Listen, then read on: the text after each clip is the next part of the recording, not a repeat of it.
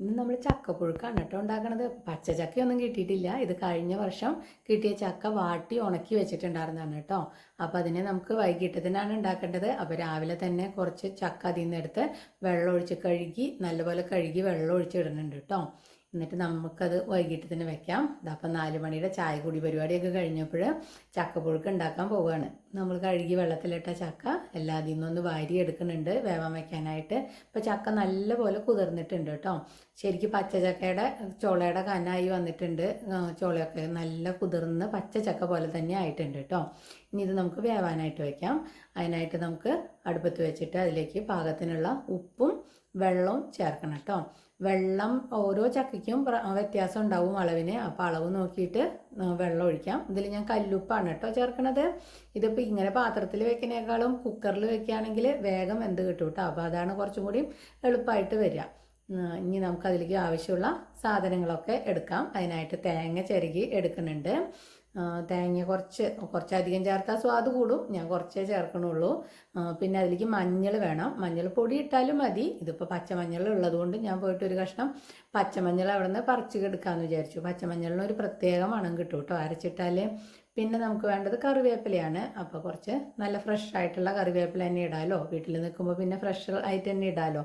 അപ്പോൾ അതും പൊട്ടിച്ചിട്ട് വന്നിട്ടുണ്ട്. ഇപ്പോൾ നോക്കുമ്പോൾ ചക്കയിൽ വെള്ളമൊക്കെ വറ്റി തീർന്നിട്ടുണ്ട് കേട്ടോ. ചക്ക ഒന്ന് ഇളക്കി നോക്കി, പക്ഷെ അത് വേവ് കുറവാണ്, കുറച്ചും കൂടി വേവാനുണ്ട്. അപ്പം ഇനി അതിൽ വെള്ളം ഇല്ലാത്തതുകൊണ്ട് കുറച്ചും കൂടെ വെള്ളം കൂടി ചേർക്കണം. ഉപ്പും ഇച്ചിരി കുറവായിരുന്നു, അപ്പോൾ ഉപ്പും ചേർക്കേണ്ടതുണ്ട് കേട്ടോ. അപ്പോൾ വെള്ളം ഒഴിച്ചിട്ട് അടച്ച് വെച്ചിട്ടുണ്ട്. ഇനി അതിലേക്ക് വേണ്ട അരപ്പിന് വേണ്ട സാധനങ്ങളാണ് എടുക്കുന്നത്. ഒരു 5-6 പോറ്റ് വെളുത്തുള്ളി, 3-4 പച്ചമുളകും കറിവേപ്പിലയും കുറച്ച് മഞ്ഞൾ, നമ്മൾ പൊട്ടിച്ചു കൊണ്ടുവന്ന മഞ്ഞളുണ്ടല്ലോ, അതും കൂടിയിട്ടൊന്ന് ചെറിയ ജാറിലിട്ടിട്ട് മിക്സിയുടെ ചെറിയ ജാറിലിട്ടിട്ടൊന്ന് ഒതുക്കിയെടുക്കണം കേട്ടോ. അപ്പോൾ എല്ലാം ജാറിലിടുന്നുണ്ട്. ആ മഞ്ഞൾ ഒരു ഇച്ചിരി അധികമാണെന്ന് തോന്നി എനിക്ക്. അപ്പോൾ അത് ഇത്തിരി ഒന്ന് മുറിച്ച് മാറ്റി വെച്ചിട്ടുണ്ട്. എന്നിട്ട് അതൊന്ന് ചെറിയ കഷ്ണങ്ങളായിട്ട് ഇട്ടിട്ടുണ്ട് കേട്ടോ. എന്നിട്ട് ഇതിനെല്ലാം കൂടി നമുക്കൊന്ന് ഒതുക്കിയാൽ മതി. കുറച്ച് ഉപ്പ് കുറവാണല്ലോ ചക്കയിൽ, അപ്പോൾ ഈ അരപ്പിൽ കുറച്ച് ഉപ്പും കൂടെ ഇട്ടിട്ടുണ്ട്. ഇനി ഒന്ന് വെള്ളമൊന്നും ഒഴിക്കേണ്ട, പതുക്കെ ഒന്ന് ഒതുക്കിയെടുത്താൽ മതി കേട്ടോ. ഒന്ന് ക്രഷ് ചെയ്തെടുത്താൽ മതി. അപ്പോൾ നമ്മുടെ അരപ്പ് റെഡി ആയിട്ടുണ്ട്. അങ്ങനെ ആയാൽ മതി കേട്ടോ. ഇനി ചക്ക നമുക്ക് ഒന്നും കൂടെ നോക്കാം. വെള്ളമൊക്കെ വറ്റിയിട്ടുണ്ട്. ഇപ്പോൾ ഒരുവിധം വെന്തിട്ടുണ്ട്. അപ്പോൾ ഒന്ന് ഇളക്കി നല്ലോണം യോജിപ്പിച്ച് വന്നപ്പോഴേക്കും ചക്ക കുഴഞ്ഞ് വന്നിട്ടുണ്ട് കേട്ടോ. ഇനി ഈ ചക്കയുടെ മുകളിലൊക്കെ ആയിട്ട് നമുക്ക് അരച്ച് വെച്ചിരിക്കുന്ന അരപ്പുണ്ടല്ലോ, അത് ചേർത്ത് കൊടുക്കാം. എന്നിട്ട് ആവി കയറാനായിട്ട് വെക്കണം. ഈ അരപ്പ് ഇട്ടിട്ട് ജാറ് കഴുകി ഒരു ഇച്ചിരി വെള്ളം അതിൻ്റെ മുകളിലേക്ക് ഒന്ന് ഒഴിച്ചു കൊടുക്കുന്നുണ്ട്. പിന്നെ കുറച്ച് കറിവേപ്പിലയും കൂടി ഇടുന്നുണ്ട്. എന്നിട്ട് ഒരു ഇച്ചിരി നേരം കൂടെ ഒന്ന് അരച്ച് വെക്കാം, ആ നാളികേരത്തിലൊന്ന് ആവി കയറാനായിട്ട്.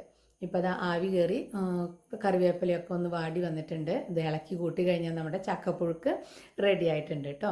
ഇനി നമുക്ക് അതിൽ നിന്ന് കുറച്ചെടുത്തൊന്ന് കഴിച്ച് നോക്കാം. ഉപ്പും എരിവൊക്കെ നല്ല പാകത്തിനായിട്ടുണ്ട്. ഇനി നമുക്കിത് ചിക്കൻ കറി കൂട്ടിയിട്ട് കഴിക്കാം കേട്ടോ. അപ്പോൾ എല്ലാവരും ഉണ്ടാക്കി നോക്കണം.